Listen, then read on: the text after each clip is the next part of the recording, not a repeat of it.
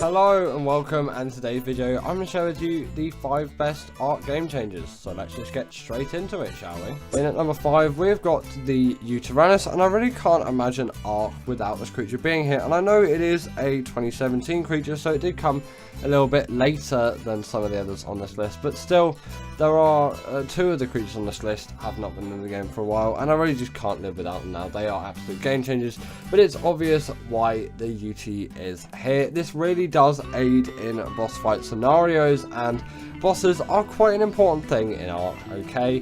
And I'm sure you all know this by now, but the UT has a courage roll which buffs your own creatures and also debuffs the enemy creatures, allowing you to deal more damage to those creatures which you're trying to kill, of course.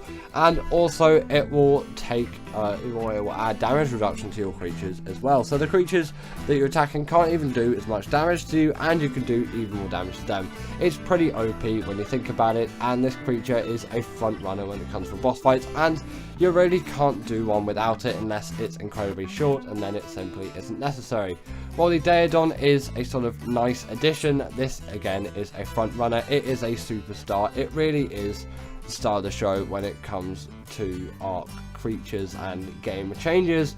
Out of every single Ark, or out of all the Ark creatures, if I just had these 5 creatures, then I would actually be pretty okay with it, and the UT in my opinion just really does have to make the list. At number 4 we have got the Baryonyx, and come on, it deserves to be here, especially with a creature like this. The Baryonyx obviously spawns in the swamp biome, or for some reason the spawns on ASA are a little bit bugged, so just sort of any river area, and you know, it is the go-to for caving, and that is why I need to put it here, because getting the artifacts is arguably more important than doing the bosses, as you do need the artifacts to get your bosses done in the first place. Without artifacts you simply can't do any of the bosses unless someone else gets the artifacts for you, and in reality that simply is not going to happen. The Barry is also just generally a great travelling mount too. You can get a lot done with traversing the map with a creature like this, and you shouldn't really have any issues travelling around the map with a creature like this. They can jump as well, which just adds an extra little bit of fluidity into their movements. They're great swimmers too. It does make sense, they are pescatarian after all, or they eat fish. I think ichthyophagous is the actual proper word for it. Pescatarian is more of a human term. They can stun creatures up to the size of a megalodon as well, which is just, it's a great ability to have, especially for those underwater caves too. It gives you a little bit more of a sense of security. Yes, for some of those bigger creatures it doesn't, but it gives you enough where you can keep traversing through those caves with absolute ease. A Bastilo would do it as well, but I find this creature just to be much more useful and effective. In number 3 we have got the Desmodus, and come on, this creature does need to be here in my opinion. This is sort of my go-to travelling mount. Yes, a Pteranodon and things like that will do very nicely, but also there is a creature after it which does do a lot better for travelling, and the main creature, well, the main reason why I've put this thing here, don't know what I was saying, but the main reason why I put this thing here is because of Sanguine Elixir. As a PvE player, and also PvP players will relate, taming is a very big part of Ark, but I spend most of my time of the game actually just taming. I don't really do a lot of combat and things like that apart from bosses. Again, I'm not a PvP player. PvP players, speak out. How much of your game time do you probably spend taming? Because for me it is well over 50%, especially when I'm in the late game. I absolutely love doing it, and the Sanguine Elixir just makes that even easier for me to do. And obviously the Desmodus is a really cool creature. It's great for farming blood bags for the bloodstalker. I was tempted to put that on the list as well because of how much I love it for underwater travel, but the Barry does enough to sort of warrant the bloodstalker not being on the list, and I don't think it is in the like 5 game-changing creatures in my opinion. In number 2 we have got the Maewing. This is the king of travel. I really can't find anything out there that does actually surpass this creature in terms of just a true game changer in terms of travel. Nothing beats it again in my opinion. The sheer speed is great and immense, and if I wanted an actual proper flyer then I would always go with the Desmodus. I know again not all these creatures spawn on the islands, but I do a lot of transferring these days, and the first 2 do with obviously the UT and the Barry spawning on the island, whereas the Desmodus, the Maewing, and a creature which you might know already if you've watched my channel a little bit, it is sort of predictable what's in the number 1 spot. They do not not spawn on the island, but luckily transfers are a thing, and it's sort of why I'm not really playing a lot of ASA at the moment, because these free creatures aren't simply available on the traditional maps that they be on. It. Yes, you can still have them in the game, but still I'd like to wait for the maps to come out, and I wouldn't just put them on like that. I much prefer to just tame them on the map that they originated from, or a map where they do sort of more locally spawn, and the island is not a place where you're going to be finding the Maewing. For breeding as well, it is absolutely amazing. You can carry 4 babies around in its saddle no matter the size. Doesn't really work physics wise, but games don't really. They're pretty decent swimmers too, and can gather berries, and obviously they act as a portable feeding trough when you're breeding. And in number 1 we have got the Deinonychus. This is just, ever since it's come out, it has since like just always been my favourite tame, and it's just been growing on me ever since its release, and it keeps building a stronger relationship for me. If I want a boss creature, I will go for the Deinonychus, excluding the Moda, but it's so insignificant in terms of bosses. The same for the bosses, the Titans. It makes up such a small proportion of all of the Arc bosses out there. I'm talking custom maps and the official ones, that the Deinonychus is just the way to go. And they would definitely be in the top 10 creatures for the extinction bosses and defeating the Moda, but in the top 5, I don't think they have to make it. But the Deinonychus has the pack buff, and it's the only creature, as far as I'm aware. I think some people said there's a factionist can deal bleed damage to bosses, but still I don't really see that being all too relevant. It's the only one really within good reason that deals bleed damage to bosses, and it's absolutely OP. You can just grapple on someone like you saw with that Bronto and just rip them to shreds. You really can't find a better creature for doing bosses, in my opinion, than the Deinonychus, especially once you've got a pack of them as well. With mate boost, you've got so many buffs, and you can even bring a UC into the mix as well. Although usually I don't tend to do that with Deinonychuses as much, unless it's a longer fight. Then I'll go around on my UC and maybe do a little bit there, a little bit here, or a little bit here and there, you could say. But the Deinonychus bleed usually takes things out quite quickly, and you do sort of have to do it yourself, because the other creatures in your pack, as far as I'm aware, they don't really do that. At least they don't to my imagination. They're also great climbers, great traversers of obstacles too. I know it's barely been out for any time at all, but I wanted to put the Gigantoraptor in at number 10, as I'm really impressed with this creature. I love its model design. It's actually a little bit smaller than I originally thought, and it isn't too difficult to tame, and its tame method is very inventive as well, requiring a sort of mini game where you do the move it gives back to you. And these things are just full of abilities once tamed. They're insane gliders, just generally great creatures anyway. They can carry eggs in their saddles, and I'm pretty sure creatures as well, kind of like the Maewing, and you can pluck their feather every 24 hours to kind of do what the Oviraptor does, but a lot better, and they deal a wealth of damage. They really are truly great creatures, and they might be in the future like the most amazing creatures. Just obviously they haven't been out for that long, but I felt I had to put them here. Next up, we have got the rhyniognatha, and this creature is here just simply because it really does do a lot of new things, and it's still nothing. There is still nothing like this creature to this day, even though the Gigantoraptor came out, and that's a really successful creature. Obviously this thing's been out for longer, we've used it more, we really know how it works as a greatest art creature, and this really definitely is one of those. And although yes, my perspectives on this creature aren't the best, just considering how I think it's a little too OP, I still find it is an extremely useful creature, and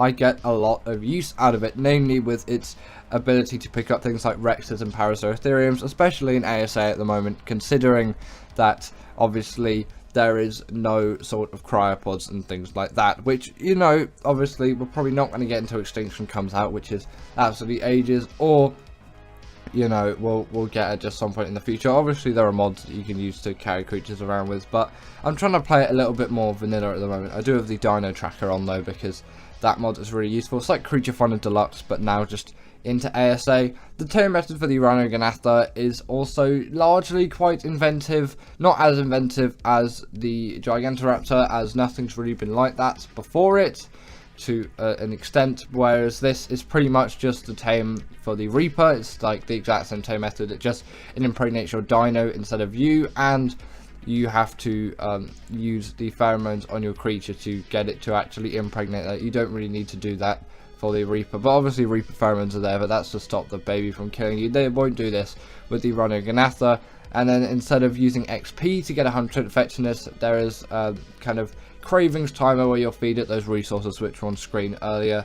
But I don't think that's too necessary, because 100% effectiveness on this thing just takes so much effort, and it doesn't provide so much better of an experience of having this creature. So I really wouldn't do that in general, but if you want, then you can. But I would just recommend get the highest level one that you can and tame it at whatever effectiveness it wants to tame at. And if you do have those resources at the time, then you might as well go for it. If you don't, then don't really bother. It's not all too necessary. Next up, we have got the Reaper, and this creature is just the king of Arboration, and nothing really does beat this creature when it comes to how well it's suited to its map, and just how much of an influence it was for future art creatures to come, as that taming method was something like we had never ever seen before. And considering this was 2017 arc, that is still just like, that's insane that this creature came out. It seems like such an up-to-date new creature by its features and all of that. And maybe, yes, it isn't as feature dense as some of the newer creatures that only has its main attack and obviously that tail ability in the fact that it can go underground as well. But still, it's so well designed, its animations are clean, it looks amazing, and its tail method is inventive, very inventive for the time actually. As this thing, you would get impregnated by it, you find a Reaper Queen, knock it down until it glows. I think it's a reddish purpley glow, or I think below 1000 health, and then it will impregnate you, and then you gather loads of XP, and out will come that Reaper baby, and you'll use those Reaper pheromones to stop that baby from killing you. But it probably still will a couple of times. And on Gen 2 you can do these things like absolute cake as well. So if you really want to get yourself a Reaper easily and you have Gen 2, then watch Rajclock's tutorial on how to tame Reapers on Gen 2. It is absurdly easy. Next up, we have got the Maewing, and this creature is here just because it really is like the peak of travel mounts for me in a way. It is just so speedy, so useful, and you can just gather so much agility with this creature, and you can really get some insane speed on no matter what map you're on. You can really just dash through everything, and it doesn't matter too much about the elevation of what map you're on. You can still glide around with absolute ease. It only really becomes difficult if you want to go up in elevation, but you won't really be doing that too much. And they are very quick on the land as well, and they can jump up, so it's not very difficult to traverse things like mountains, especially on the island, considering they're really not that big when you compare them to other maps where there are a lot bigger things. Crystal Isles is a good example there. Maybe some of those higher islands are not things which you will be reaching on the Maewing, but it depends. But you'll probably be able to get up there with just a little bit of hard work and effort. Also, these things do act as a portable feeding trough as well, which is really nice, especially for you breeders out there. You get a Gigantoraptor and you get yourself a Maewing, you've got yourself a really perfect combination. And also, they can gather berries as well, which is a nice, neat side ability. They can also glide along top of water as well, and they're pretty good swimmers. Next up, we have got the shadowmane, and this creature is here just because it is so densely packed with abilities, and it really does need to be here for all of those insane abilities on which it wields. It is an extremely fast mount, capable of so much, and it also has tons of ability as well. It can jump to great heights, and really it can do this at great speed as well. Also, on top of that, these things do have the pack buff, which definitely does aid them in all kinds of combat scenarios. They can also go invisible as well, although you need a mate boosted pair, or at least one of them, one gender of the side of the shadowmane. I can't really remember because I don't use that ability all too much, but they really do aid themselves with the hydration buff, which only it, the Spino, and as far as I understand the Crystal Wyvern has, and this just makes it deal even more damage under the water. Especially great because it is a hugely amazing underwater swimmer. Its only real downside being its tail method, which is blasphemous at best, but you know, we'll accept it just considering how great this creature truly is. In at number 5, we have got the Baryonyx, and this creature is here just because it is such a great caving creature, and it has been such a great caving creature for so long, it needs to be put in the greatest art creatures. It just a favorite of mine, and I love using it in all ways. I just like using it as a general travel creature. I like using it just for defeating creatures around the map, and obviously I love using it for caving, and it is a very good underwater exploration creature, underwater caving creature as well, especially just for exploring those underwater caves that aren't artifact caves, just the normal underwater caves which you'll find on maps like the island, and I think the center probably has them as well. You know what they are, and yeah, they really are great at that, especially considering they do have a special attack as well, where they can stun creatures up to the size of a megalodon when in water. You can't do this on land, but you know, it's not 2015 anymore. Hopefully the land sharks aren't around, but you know, maybe they are, maybe they aren't. You know, Ark's still largely quite a buggy game, and I'm sure ASA has its whole manner of land sharks out there, but obviously you won't be able to stun them because you're not in the water. Either way, very nice creature, has a very decent amount of health, great damage, great stamina, great mobility, great abilities, and great uses. It's a must-have for me. Next up, we have got the bloodstalker in at the number 4 spot, and this creature is just so great and so useful for me. So let's start with its tame methods. Maybe not the best in the world, requiring you to feed it blood bags, and also some smaller tames of yours. The moss chops is the preferred one for me to get up to 100% effectiveness. Spawns in the bulk biome on Genesis 1, and it's also on Gen 2 as well. And this creature just is so great and so mobile once you've got it, especially in the water, which is what I mainly use it for, and it's like the only real travel mount to have on Gen 1. So it's a whole map where this is really one of your only options, at least native to the map. You can obviously bring some other creatures over like Maewings and rock drakes, but obviously flyers are banned on Gen 1 as well as on Arboration, so gliders and things like the bloodstalker and all manner of other travel creatures that use some different methods really are going to aid you there. But also just across any map really, the bloodstalker is capable of getting around with immense speed. It also tells you the aggros of all the creatures around you, so it is really easy to get away from danger even before the danger is there, as you can simply see if that creature's aggroed onto you, because sometimes it might not even look it, and then without really guessing or trying, they will just run at you, and you can end up in some pretty sticky situations. They're also great for gathering hexagons on Gen 1 as well, as you know, there's a lot of bulk racing missions to use the bloodstalker. If you've done the alpha one, then you've qualified as a good bloodstalker flyer, by the way. That's the rule that I've made. Either way, fabulous creature. In at number 3, we have got the Desmodus, and this creature is here for its sanguine elixir and just what it has done to shape the Ark game. It is an extremely useful PvE and PvP mount. For PvE, obviously, it has the sanguine elixir, 30% of the tame done like that. It's a blood bag farm, and it can really get you around the map with some speed with that gliding ability. It can also grapple onto all manner of objects, vertical, horizontal, whatever you want really.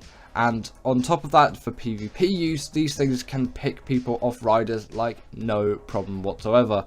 Absolutely OP for any kind of PvP madness that you want to get into. So if someone's flying around or something like a Pteranodon and RG, this creature's got some serious speed on it, and you can just pick them off and dispose of them as you will. And I've definitely been the victim of a few Desmodus pickings, but I've also been the subject of some few Desmodus pickings as well, and it really is a great way of just getting that PvP in, and it's not actually the hardest thing to do considering just how largely OP this creature is as a flyer, and it definitely is a must-have for me. In at number 2, we have got the argentavis, and this creature will always pretty much be at the top of these lists in my opinion, just because the RG is so versatile, so useful, and it's been like that ever since the game came out, and this was in it, obviously with a considerably worse model, but still, since that TLC, this creature has become even better with a new model and a new slew of abilities.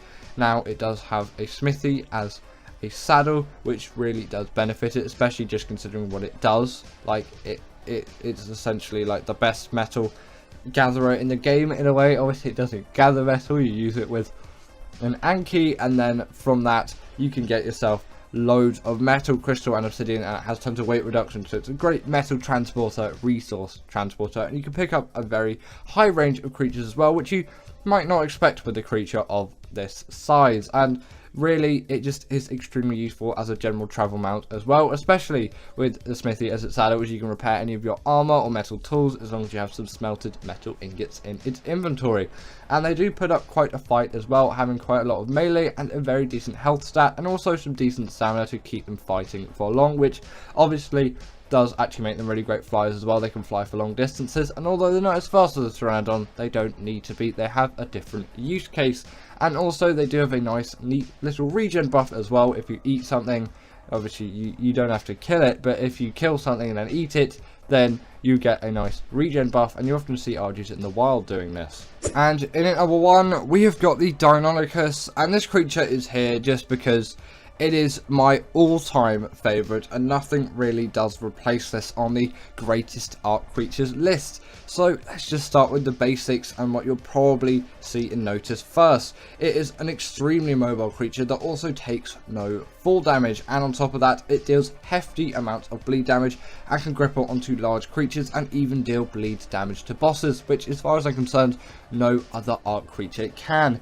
It also has a very reasonable health stat, especially for its size, some nice stamina, some nice weight, and obviously a lot of damage. You can melt through bosses so quickly, and this especially does help considering it has the pack buff on top of this as well, and obviously that pack buff is just going to buff you even more. Obviously the name does suggest it, and you're just going to get those bosses done even faster, and who really doesn't want a Deinonychus army? Also, these creatures are very easy to tame, maybe not your very simple knockout tame and it's over and done with. You steal their eggs from a nest. So sorry if you get the bug where they don't spawn, because you're missing out really. These are just such great creatures. Then from that you can just raise them with a couple of torches, obviously incubate them and then raise them, and it's not too bad. As long as your rates aren't on official, then they shouldn't take the longest amount of time to raise, and then you've got yourself some Deinonychuses and a Deinonychus army. And also they can kind of parkour around the map as well, so they can climb any kind of wall, vertical surface,